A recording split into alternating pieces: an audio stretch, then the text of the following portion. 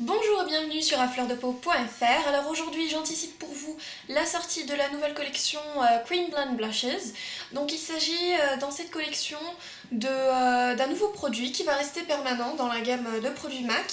Donc c'est en fait un blush crème qui ressemble mais énormément aux Cream Blushes qui sont encore pour le moment disponibles dans la gamme permanente de chez MAC. Donc moi je suis une grande adepte des Cream Blushes. Tout simplement parce que c'est une très bonne base pour le blush. C'est quelque chose qui est très bien pour ceux qui souhaitent allonger donc, la tenue de leur blush, donc du blush apposé sur le cream blush. C'est parfait pour en hiver.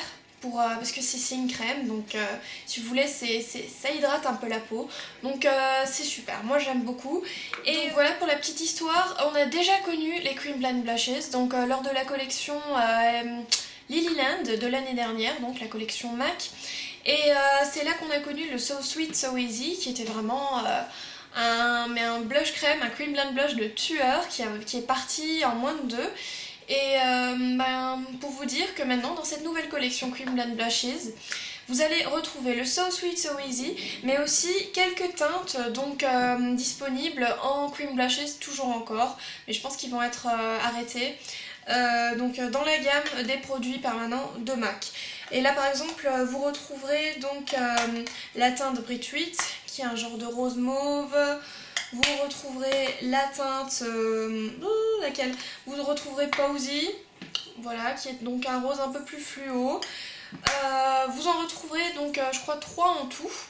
Mais un de mes favoris Cream Blushes qui est le Uncommon, je vous l'ai déjà présenté assez souvent, qui est un ton de pêche, malheureusement partira. Donc je pense qu'ils vont vraiment arrêter de les faire les Cream Blushes.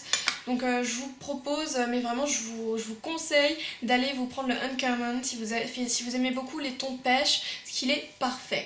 Et juste dernière précision, donc ces Cream Blend Blushes, ils auront une texture un peu moins pâteuse, enfin même beaucoup moins pâteuse que les Cream Blushes actuels. Et mais bon, les Cream Blushes actuels ils sont vraiment pas difficiles à travailler si on a le bon matos. Et ben voilà, ceux qui n'ont pas encore eu l'occasion de tester les Cream Blushes, je vous invite à le faire lors de la sortie de la collection des Cream Blend Blushes. Mais on va commencer maintenant, donc trêve de blabla, je vais vous montrer avec quoi et comment appliquer donc un cream blush. Alors, vous avez deux alternatives, c'est le 188, tadam, et le 130. Je préfère largement le 130 parce que le 130 est plus dense, donc vu que le produit il est quand même un peu pâteux, il faut dire ce qui est. Je préfère ça parce qu'il est vraiment pas très dense le 188, donc difficile. Vous aurez plus de mal à travailler donc la texture avec celui-ci, donc 130, c'est mon conseil. Voilà, écoutez, je vais commencer. Donc là j'ai choisi aujourd'hui d'utiliser la teinte Posy, donc qui sortira avec la collection Cream Blend Blushes. Et voilà, donc je vais en prendre un petit peu sur mon pinceau, donc je tapote quelques petites fois, hop. Donc voilà, ça fait pas beaucoup, hein. Et je vais commencer à mettre 3 petits points le long de mes tempes, plus vers le haut. Je vais vous expliquer pourquoi tout de suite. Voilà. Une fois que c'est fait, on enlève l'excès sur la main. Donc normalement il devrait plus y en avoir. Et je travaille la matière vers le haut puis vers le bas. Parce que le truc c'est qu'il va falloir bien travailler, qu'il n'y ait pas trop de matière ici. Il faut vraiment que ça fonde ici, qu'ici ça se fonde avec votre peau. Donc faut pas commencer à en apposer ici. Voilà, donc je travaille le tout, surtout sur les bords, pour qu'il n'y ait pas de démarcation, parce que ça c'est plutôt vilain.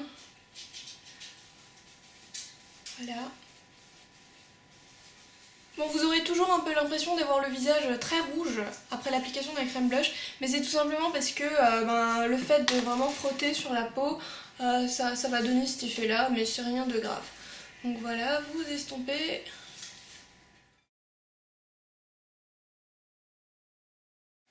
Voilà, donc une fois que c'est terminé, vous remarquez que l'effet est quand même déjà pas mal présent, que ça fait vraiment bonne mine.